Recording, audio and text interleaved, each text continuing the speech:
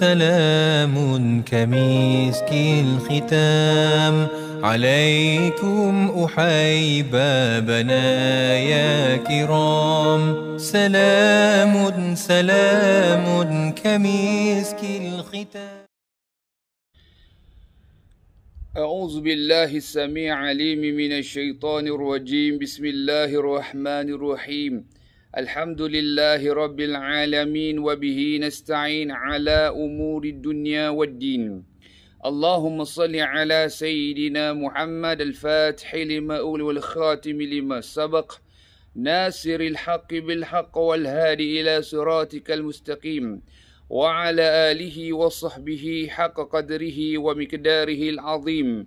سبحانك لا علم لنا إلا ما علمتنا إنك أنت العليم الحكيم. قال رب اشرح لي صدري ويسر لي أمري واحلل عقدة من لساني يفقه قولي ولا حول ولا قوة إلا بالله العلي العظيم ولا حول ولا قوة إلا بالله العلي العظيم بمئة ألف ألف ألف لا حول ولا قوة إلا بالله العلي العظيم. نويت تعلم وتعليم والنفاء والانتفاء والمذكرة والتذكير والإفادة والاستفادة والحث على التمسك بكتاب الله وبسنة رسول الله صلى الله عليه وسلم والدعاء إلى الهدى والدلالة على الخير ابتغاء وجه الله ومرضاته وقرب وثوابه. آمين اللهم آمين. عما بعد. Assalamualaikum warahmatullahi ta'ala wabarakatuh. Sidang hadirin hadirat muslimin dan juga muslimat yang dirahmati oleh Allah Subhanahu wa taala, wabil khusus jamaah Masjid Saujana Utama.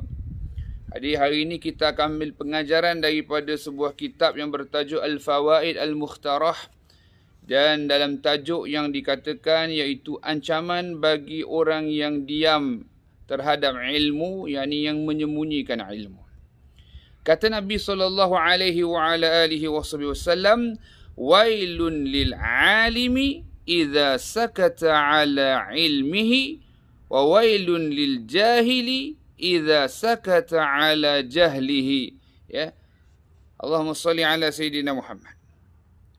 Yang bermaksud hadis ini, celaka bagi orang alim yang menyembunyikan akan ilmunya, wa iyadzubillah, dan kecelakaan juga bagi orang yang jahil, yakni bodoh dalam agama, jika ia diam di dalam kebodohan. Ya, dalam kitab Nafahatun Nasib Al-Hajiri disebutkan. Manakala dalam hadis yang lain Nabi sallallahu alaihi wa ala alihi wa sahbihi wa baraka wasallam bersabda, man su'ila an ilmin fakatamahu aljamahu Allahu yaumal qiyamati bilijahmin min narin. Barang siapa, hadis riwayat Imam Abu Dawud, At-Tirmizi dan Ibnu Majah. Yang bermaksud barang siapa yang apabila ditanya tentang ilmu lalu ia menyembunyikan, yakni hukum hakam, apa hal perihal berkenaan dan sebagainya, namun dia menyembunyikan kebenaran, tidak memberitahu hal perihal yang sebenar, yang benar, hukum dan sebagainya, maka apa dia? Di hari kiamat kelak, ya, maka Allah Ta'ala akan mengekangkannya dari hari kiamat daripada tali ataupun dengan tali daripada api neraka, wa iyadzubillah. Jadi jelas, Allahumma salli ala Sayyidina Muhammad, ya, kebenaran, ya, kebenaran itu suatu perkara yang perlu kita ataupun wajib kita beritahu, agar Allahumma salli ala Sayyidina Muhammad, lebih-lebih lagi mengenai tentang hukum hakam. Terkadang ada orang yang diberi kita sebut, bila diberi pertanyaan kemudian dijawab dengan jawapan yang tidak tuntas dan sebagainya, yang meringan-ringankan hukum dan sebagainya, ataupun lebih-lebih lagi menyembunyikan perkara yang mu'tamad, ataupun perkara yang telah disepakati oleh para alim ulama kita, namun dia mengambil yang ringan-ringan dan sebagainya. Jadi justru kita elakkan. Paling-paling penting kita beritahu kepada masyarakat kita, ni yang muktamad ni di sisi mazhab kita sebegini dan sebagainya. Juga dikatakan Allahumma salli ala Sayyidina Muhammad. Pertanyaan itu terkadang, ya, kita lihat lisan, kata ulama, lisanul hali afsahu min lisanil maqali, lisan hal atau apa nama, hal keadaan. Lisanul hal, hal perihal keadaan itu terkadang lebih jelas daripada lisan perkataan. Itu antara lain dalam kitab Ad-Dawah At-Tammah Al-Habib Abdullah bin Alawi Al-Haddad disebutkan. Kadang kita tengok hal perihal itu lebih ketara ataupun menonjol berbanding dengan lisan, perbuatan. Ada juga para ulama menyebutkan, seorang ulama iaitu Syekh Khalil bin Ahmad ada beritahu, ada 4 jenis orang. Ada 4 jenis orang, 4 keadaan orang. Yang pertama, dia tahu, yakni orang ni yang pertama, orang yang mengetahui dan dia tahu bahawa dia adalah orang yang mengetahui. Saya ulang. Yang pertama, 4 macam orang. Yang pertama, dia ni orang yang mengetahui dan dia tahu bahawa dia orang yang mengetahui, maka dia ni adalah orang alim. Maka ikutilah dia. Ikutilah dia. Kata Syekh Khalil bin Ahmad. Yang kedua, orang yang mengetahui dan dia tidak tahu bahawa dia orang yang mengetahui. Dia orang yang mengetahui, namun dia tak tahu yang dia tu orang mengetahui. Dia tak tahu sama ada dia ni ada ilmu, namun dia tak tahu yang dia ada ilmu, ataupun sebenarnya dia dikira sebagai orang lalai. Dikatakan orang yang mengetahui, namun dia tak tahu bahawasanya dia ni orang mengetahui. Dikatakan bahawasanya dia ni adalah orang yang lalai. Maka ingatkanlah dia. Ingatkanlah dia. Yang ketiga dikatakan, orang yang tidak mengetahui dan ia tahu bahawa ia orang tak mengetahui. Dia tahu, dia tak tahu. Dia tahu yang dia tak tahu. Dia orang yang tak mengetahui dan dia tahu bahawa dirinya tak mengetahui. Apakah orang ni? Orang ni adalah orang yang mencari kebenaran. Orang yang mencari kebenaran, maka berilah dia petunjuk. Dia tahu, dia tak tahu. Dia tak mengetahui, dia tak tahu, tetapi dia tahu yang dia tak tahu.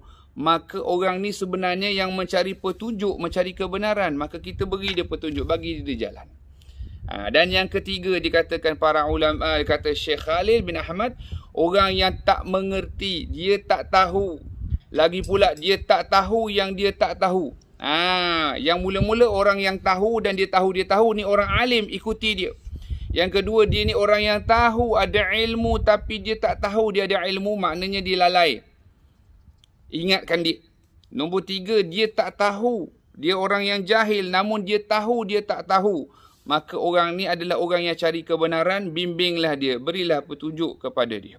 Manakala yang paling teruk, orang yang tidak mengerti, tidak mengetahui dan dia tak tahu bahawasanya dia adalah orang yang bodoh atau tidak mengerti, maka orang macam ni kasihan. Kata Syekh Khalil bin Ahmad, tinggalkan. Justru ni ada disebut dalam kitab Al-Manhajus Sawi dan juga kitab Ihya Ulumuddin, namun kita tak nak jadi macam tu. Seperti mana kita pernah sebut, ada 4 golongan, dunia kepada dunia, dunia kepada akhirat, akhirat kepada dunia, akhirat kepada akhirat.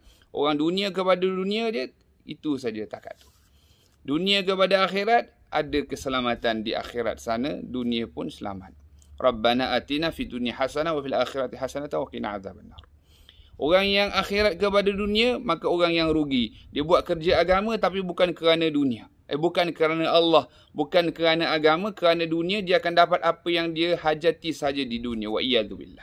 Dan orang yang akhirat kepada akhirat, dia buat kerja agama, dia buat kerja mengajar, belajar, menjaga masjid, menjaga surau, amanah.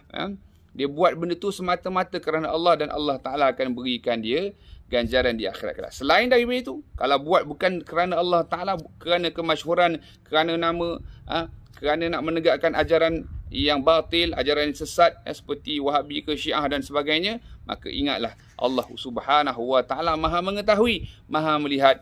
Maka orang tersebut tidak akan lepas, tidak akan luput daripada pengawasan dan pemerhatian dan ilmu Allah Subhanahu Wa Ta'ala. Justru kita berharap dan berdoa kepada Allah, kita di dalam golongan orang-orang yang beramal dengan ilmunya, dan sekiranya kalau di kalangan orang yang jahil, yakni bodoh dalam agama, jangan tunggu lama-lama ya, mengaji bagi faham makna erti hidup kita, iaitu kita faham tauhid, fiqh, tasawuf kita, benda fardu ain yang wajib kita pelajari. Mohon maaf salah silap, panjang umur bertemu lagi. Wabillahi taufiq wal hidayah. Wassalamualaikum warahmatullahi taala wabarakatuh.